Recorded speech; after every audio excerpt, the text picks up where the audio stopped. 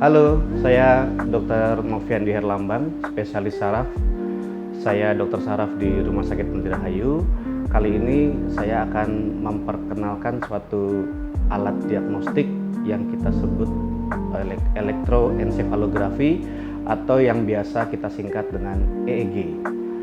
EEG ini kita gunakan untuk menilai fungsi dari otak. Kita tahu bahwa otak kita bekerja berdasarkan aktivitas kelistrikan di otak.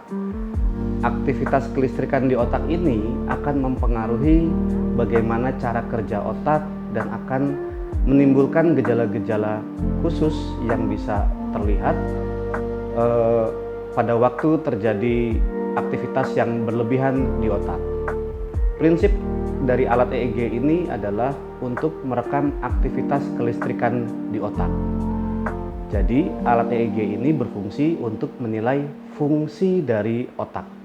Sedangkan alat yang lain seperti CT scan kepala atau MRI kepala itu lebih bersifat untuk menilai struktur dari otak. Jadi sangat berbeda.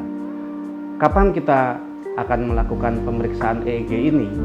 EEG kita lakukan pada kasus-kasus yang sering kita temukan seperti kejang, pingsan atau keterangan sinkop, kemudian ada juga sakit kepala yang kronik mungkin, atau pasca stroke, atau kalau ada kita kecurigaan tumor di otak, atau bahkan kalau kita menghadapi kasus-kasus dengan gangguan lupa.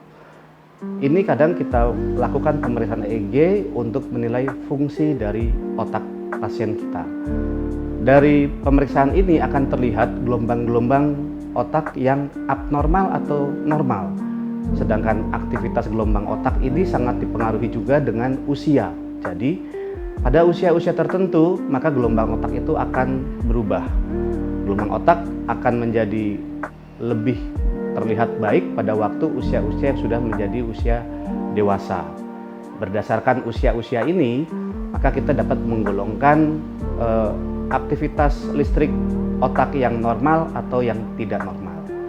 Jadi alat ini digunakan tidak dengan menyakiti.